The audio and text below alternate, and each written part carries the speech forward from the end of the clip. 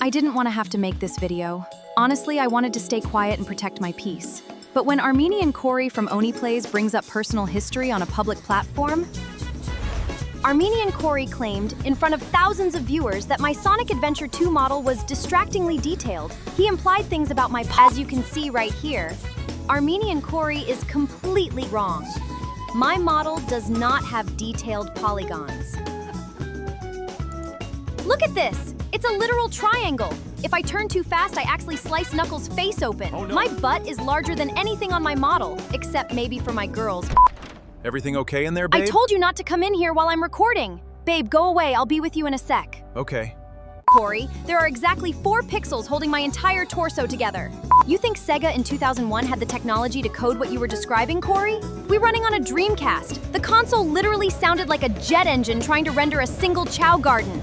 I am 90% sharp edges and 10% textures stretched to their limit.